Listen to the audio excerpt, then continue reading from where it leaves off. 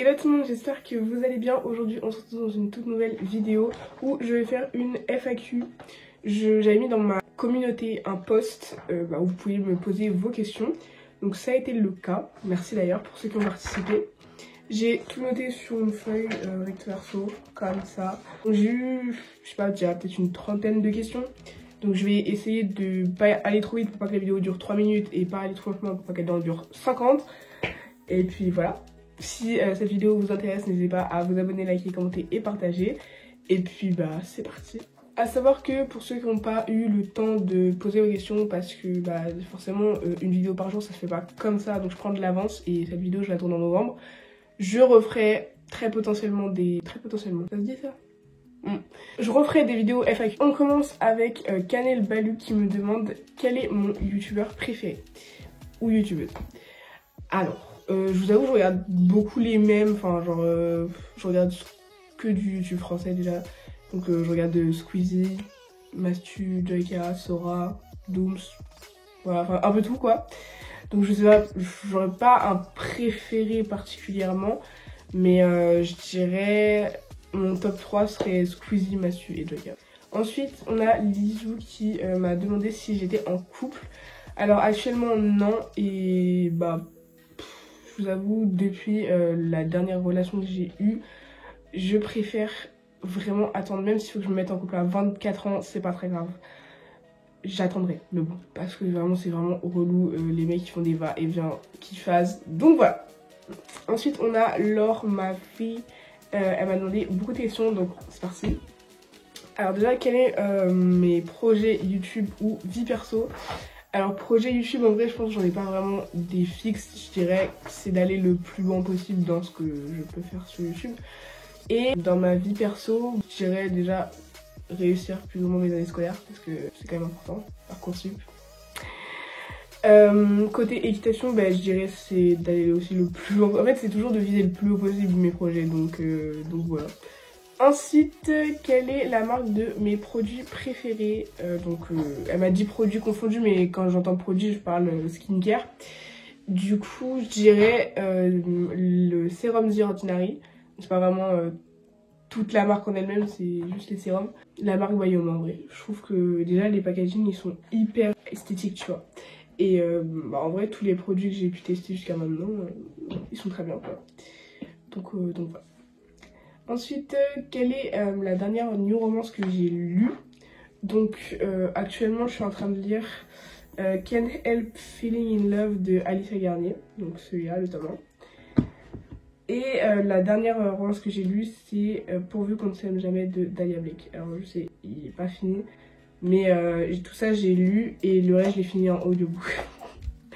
Voilà, donc je pars du principe que c'est mieux quoi. Voilà. Ensuite, aimes-tu la dark romance? Si oui, lequel? Et sinon, pourquoi? Alors, j'ai jamais lu de dark romance. J'aimerais bien en lire un. Tout particulièrement, c'est le Valentina. Je sais pas pourquoi, il me fait trop de l'œil. Et surtout qu'au FNR, je vous montre pas. Parce qu'il se pourrait qu'il y ait une petite vidéo qui se cale en décembre. Donc, je vais pas tout vous montrer là. Parce que sinon, la vidéo ne rimera à rien. Donc voilà. Mais j'ai vu le livre Valentina, mais ce qui coûte 22 €, j'avais pas le budget pour acheter, j'ai acheté que des poches au FNR. Donc voilà, ce serait la dark romance qui m'attirait le plus. Quel est ton rêve? Alors, mon rêve le plus profond, je pense, serait de faire le tour du monde, genre de voyager le plus possible, tu vois, de voir plein de pays et tout, genre. Là, mais je sais que mes destinations de rêve, ce serait la Grèce et les États-Unis.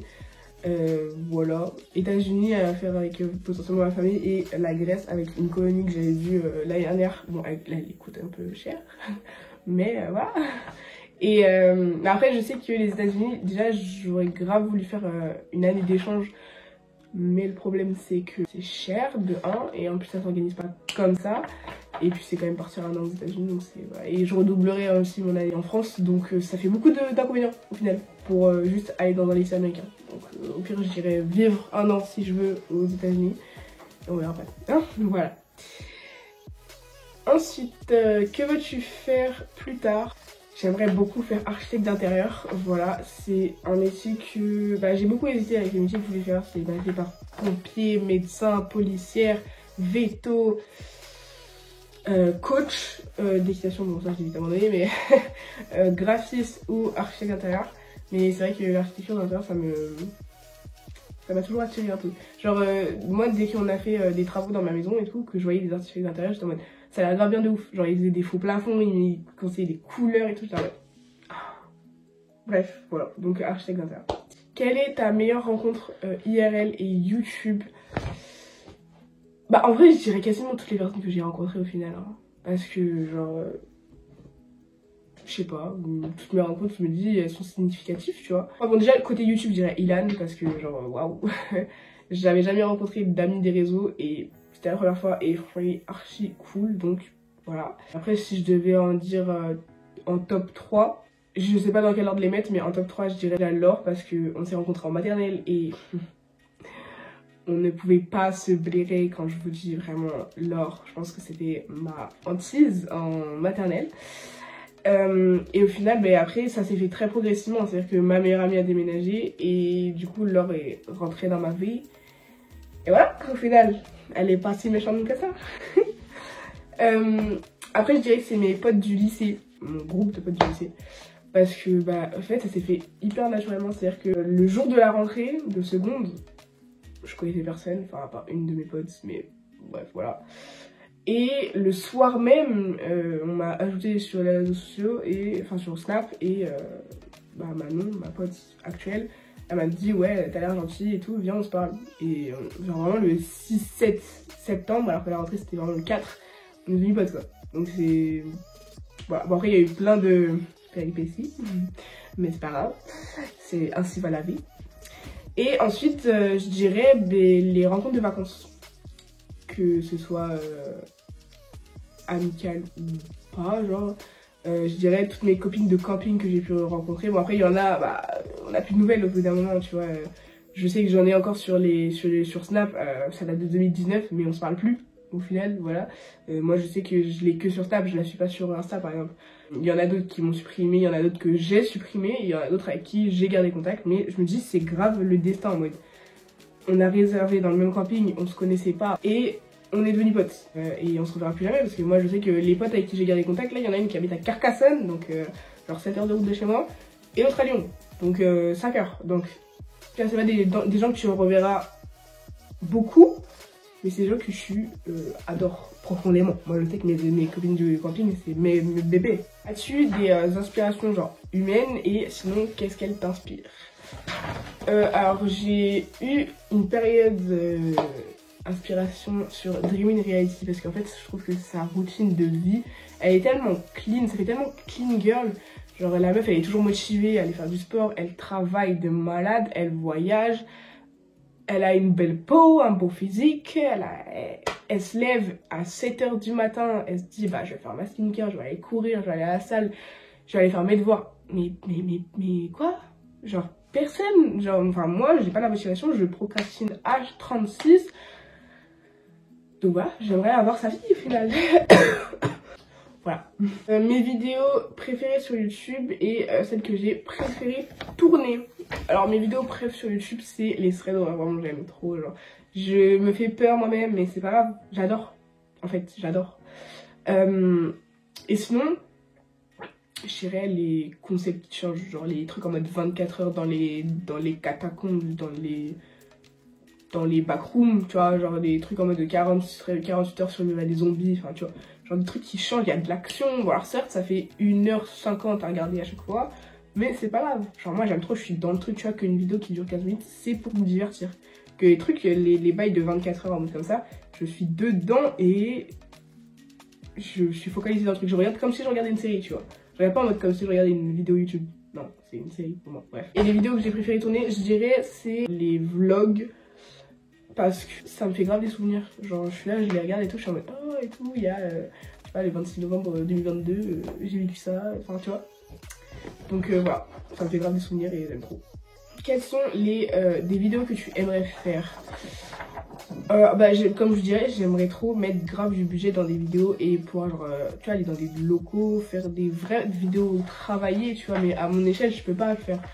Mais ouais voilà, aller sur des lieux et tout, bah comme je vous ai dit, organiser des 24 heures et tout comme ça, j'aimerais trop. Franchement ce serait un rêve dans ma vie et je peux vous dire que si un jour vous voyez de ce genre de vidéos sortir sur ma chaîne, c'est que j'ai réussi. Et pourquoi j'ai commencé YouTube? Alors dans mon mois de 2014, j'ai commencé YouTube en 2014, c'est-à-dire que j'ai fait une vidéo avec ma meilleure amie, celle que je vous parlais qui a déménagé. Quand elle est revenue chez moi un jour, elle a spoilé, je dis bah, pourquoi elle est revenue, mais en tout cas elle est revenue. Et du coup je lui ai dit ouais je sais comment on poste des vidéos sur YouTube. Du coup on a fait des vieux challenges à la con là, on se bande les yeux, bref.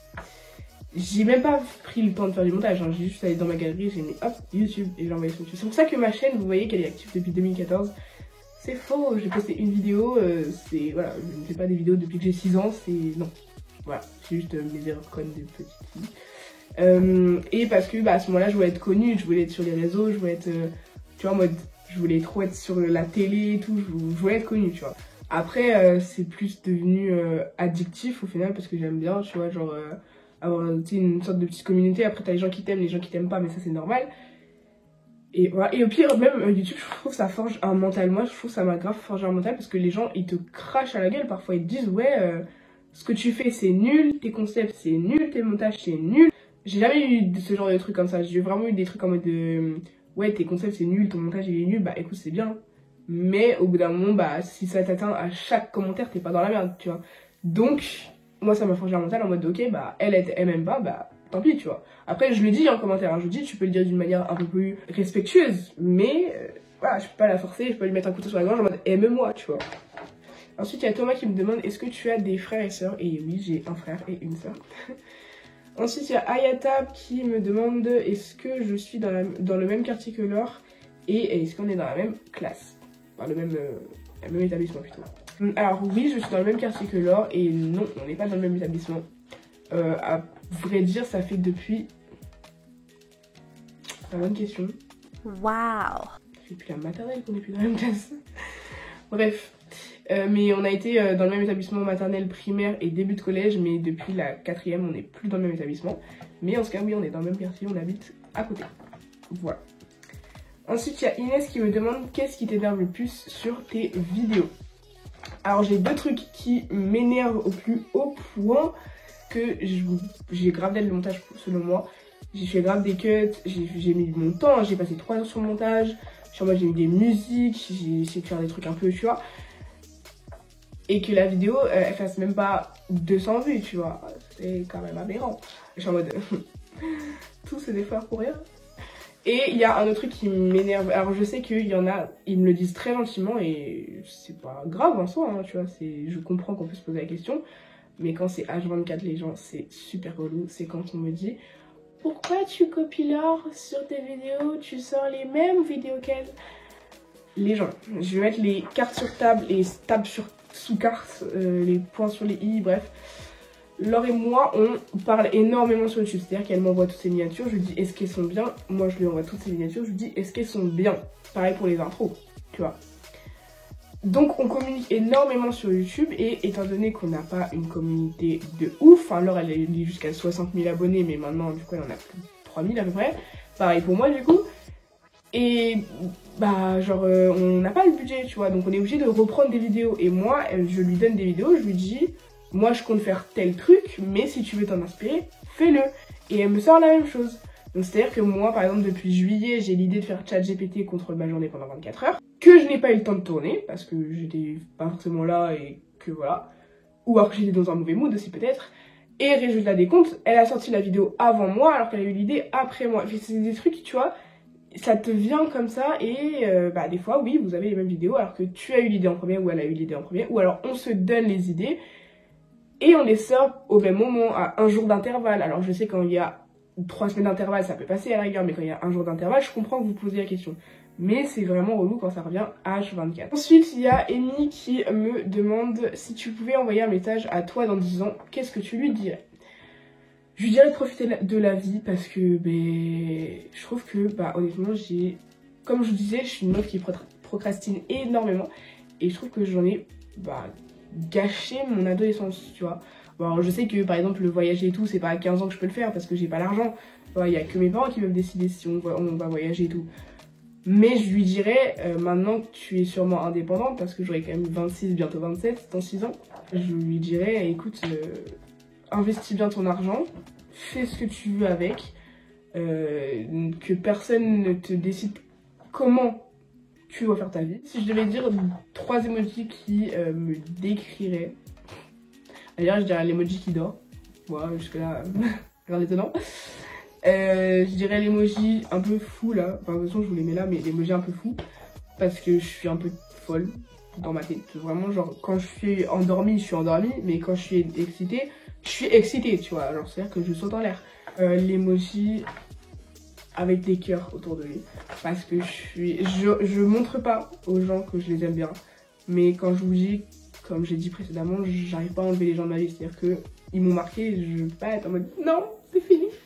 As-tu déjà regretté d'avoir posté une vidéo? Et évidemment que oui. Je pense, c'est même pas une vidéo, je pense que c'est toutes mes anciennes vidéos, en fait de 2019 à 2022, hein, je pense très clairement. Il y en a que j'ai gardé parce que bon, c'est pas non plus aussi grave que ça, tu vois. Mais il y a des trucs, maintenant je comprends pourquoi j'ai reçu des moqueries et tout, parce que je me suis dit, mais Méline, pourquoi t'as posté ça? Genre c'est plus que gênant, je déteste employer ce mot-là en plus, mais c'est le cas, c'est gênant de ouf. Donc voilà, en plus j'essaie de mettre des effets et tout, enfin... vas-y, ne me posez pas de questions. Il n'y aura pas de réponse. Les vidéos qui t'ont demandé le plus d'efforts et est-ce que ça en valait la peine? Je pense que c'est les routines, parce que c'est hyper long à tourner, c'est hyper chiant surtout. Parce que tu te doutes bien que le téléphone il va pas se téléporter lui-même et que tu fais tes allers-reviens, il coupe la caméra, il les met à un autre endroit. Non, c'est que tu dois descendre les escaliers, remonter les escaliers, les redescendre, marcher, couper la caméra, reprendre ta caméra, de la mettre à un autre endroit et tout ça tu dois couper au montage. Donc c'est à dire que tu te retrouves avec 50 minutes de rush pour au final te retrouver avec à peine 15 minutes. Tu vois, tu dois faire des choses intéressantes parce que si tu fais ta vie, genre tu dors, tu vas prendre ta douche, tu manges, waouh, wouhou, quelle routine de ouf. Mais je dirais quand même que c'est quand même des vidéos qui valent le plus le coup, puisque c'est celles qui ont le plus de vues sur ma chaîne et qui marchent le mieux. Je sais que notamment les vidéos veille plus jour de la rentrée, c'est quelque chose qui marche énormément. Et en fait, t'as ce sentiment de, ok, t'as fait ces efforts-là, mais ça paye, tu vois. Je fais pas les vidéos pour les vues, mais tu vois que ça a payé, tu vois que ça a fait des vues, tu vois que t'as des commentaires et tout. Voilà, c'est l'extrême opposé de quand je vous dis que je vais passer 3 heures sur une vidéo à faire le montage. Alors pour des monteurs, 3 heures, c'est rien du tout, mais pour moi, ça prend du temps. Et qu'au final, je me retrouve avec 100 vues, tu vois. T'as pas cette gratitude-là. Est-ce que tu préfères ne plus pouvoir regarder YouTube ou ne plus y poster? À mon échelle, je préfère ne plus poster, étant donné que c'est pas comme si ça m'impactait beaucoup. C'est-à-dire que j'ai même pas la monétisation entière, pas la monétisation totale pour le moment. Donc au final, pour le moment, je fais des vidéos vraiment pour faire des vidéos, tu vois. Ça m'impacte pas. Et même si ça m'enlèverait quand même quelque chose que j'aime beaucoup, ça me laisserait plus de temps à moi-même. Mais si j'avais une plus grande communauté, que les gens ils étaient tous actifs, parce que là c'est les plus récents qui sont actifs, et que j'avais la monétisation, que mon travail payait, etc. Je dirais d'arrêter de regarder YouTube, parce que t'as TikTok et tout, mais là actuellement je dirais quand même regarder YouTube. Et as-tu une baisse de morale? Si oui, à quel moment et comment tu l'as surmontée? Je pense que ma plus grande baisse de morale, c'est quand j'avais les commentaires négatifs qui étaient là en mode ouais, t'es nul et tout, t'y arriveras jamais, tu perceras pas. C'était relou parce que en plus j'étais petite, hein, j'avais genre 12 ans, 11 ans, j'étais en mode mais pourquoi? Aimez-moi, genre. Et du coup c'était assez dur à encaisser, mais au final on s'en sort, hein. Comme je dis, ça crée du mental et c'est pas mauvais en soi. Après c'est vrai qu'il y a deux moyens de se créer quand même un mental. Il y a le moyen à la dure où tu te prends plein d'insultes dans ta face et tu fais tant pis je passe au-dessus, ou le moyen de te faire un mental juste en grandissant et t'apprendre la vie, tu vois. Mais dans tous les cas ça m'a fait grandir, donc voilà, au final je regrette pas grand chose. C'est pas grave, chacun avance à son rythme, peut-être que dans 3 ans j'aurai, je sais pas, 10 000, on sait pas, peut-être que j'en aurai 4 000, peut-être que...